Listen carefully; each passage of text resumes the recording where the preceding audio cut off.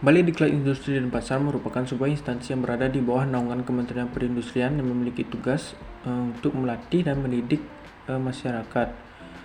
BDI dan Pasar memiliki sebuah layanan media informasi berita yang bernama Kabar Insan UKI, di mana dalam layanan tersebut memiliki 7 kategori berita, yaitu pengumuman, agenda, Kabar Insan UKI, bikin makerspace, Diklat 3-in-1, Teaching Factory, dan Investopati. Layanan tersebut memiliki permasalahan di mana dalam penginputan kategori masih dilakukan secara manual. Hal tersebut akan membuat kinerja pegawai kurang maksimal dan kemungkinan terjadinya kesalahan input kategori.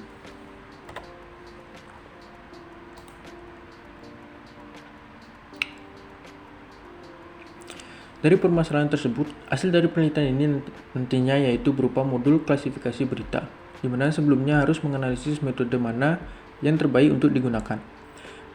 Metode yang dapat digunakan untuk mengimplementasikan sistem klasifikasi otomatis dapat menggunakan metode KNN atau K-Nearest Neighbor. Metode ini termasuk ke dalam supervised learning atau analisis data yang berlabel. Dalam metode KNN diperlukan sebuah metode pemrograman kata atau term weighting yang berperan memaksimalkan hasil klasifikasi nantinya. Metode pemrograman dapat menggunakan TF-RF atau TF-ABS. Dalam penelitian ini akan dilakukan perbandingan metode pemrograman mana yang lebih baik antara kedua metode tersebut. Nah, untuk tujuan penelitian ini yang pertama yaitu untuk mengetahui hasil klasifikasi dokumen berita menggunakan K-Nearest Neighbor dengan metode pemrograman kata TF-RF dan TF-ABS. Yang kedua, untuk mengetahui hasil perbandingan metode pemrograman kata antara TF-RF dengan TF-ABS menggunakan K-Nearest Neighbor pada dokumen berita di Balai Diklat Industri dan Pasar. Selanjutnya, ruang lingkup dari penelitian ini yaitu analisis ini berfokus pada kategorisasi dokumen berita pada layanan Kabar Insan UKI pada website instansi BDI dan Pasar.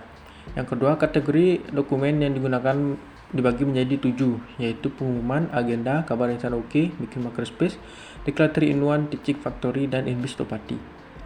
Yang ketiga, berita yang digunakan dari rentang waktu bulan Maret 2021 sampai bulan Februari 2022. Yang keempat, berita yang digunakan dalam pengklasifikasian menggunakan bahasa Indonesia. Yang terakhir, hasil penelitian berupa modul klasifikasi berita yang akan diberikan ke BDI dan Pasar. Berikut untuk tahapan penelitian atau prosedur kerja dari penelitian ini, di mana terdapat 7 tahapan. Yang pertama, tahapan data collection yaitu proses mengumpulkan data yang diambil dari website BDI dan Pasar. Yang kedua, text preprocessing yaitu proses mengubah sebuah kata ke dalam bentuk dasarnya dan menghilangkan kata yang tidak perlu. Yang ketiga, term weighting merupakan tahapan mengubah sebuah kata ke dalam bentuk numerik. Yang keempat, klasifikasi KNN merupakan tahapan menemukan kelas pada data uji yang sebelumnya data sudah dibagi menjadi 2 bagian sebagai data latih dan data uji. Yang kelima, validasi model. Proses ini menggunakan metode cross validation yang bertujuan untuk melihat akurasi model dengan memberi kesempatan data lain menjadi data latih atau data uji. Yang keenam, ada pengujian confusion metric merupakan tahapan menguji tingkat akurasi, precision, dan recall sebuah model. Yang ketujuh, yang terakhir, analisis perbandingan yaitu tahapan untuk membandingkan kedua metode pemrograman untuk mencari metode mana yang memiliki tingkat akurasi tertinggi. Dan berikut merupakan hasil yang didapatkan dari analisis yang sudah dilakukan terhadap kedua metode pemrograman. Berdasarkan hasil dari tabel sebelumnya, didapatkan nilai K tertinggi yaitu pada TF-RF dengan K5 yang memperoleh akurasi sebesar 71%, recall sebesar 71%, dan precision sebesar 73%.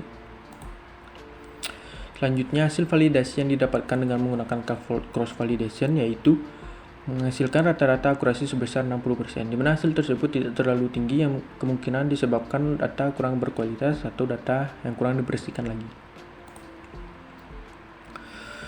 Nah, berikut merupakan hasil akhir dari penelitian skripsi ini yaitu berupa modul klasifikasi berita yang akan diberikan ke pihak instansi.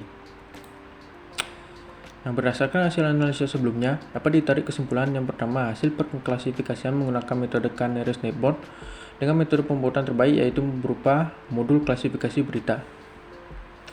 Kedua, metode pembuatan kata TF-RF memperoleh tingkat performansi yang lebih tinggi atau lebih baik dalam pengujian komposometrik pada nilai K5 dengan akurasi sebesar 71%, precision sebesar 73%, dan recall sebesar 71%.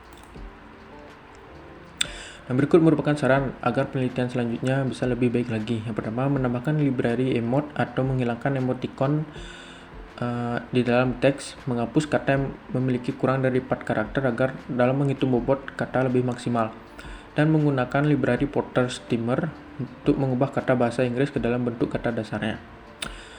Yang kedua, mencoba metode klasifikasi lain seperti decision trees, neural network, supervector machine, dan yang lainnya untuk memaksimalkan hasil penelitian dan meningkatkan tingkat performansi model. Yang terakhir ada menambahkan fitur-fitur lainnya yang dapat membantu aktivitas pengklasifikasian seperti fitur voice typing pada modul klasifikasi.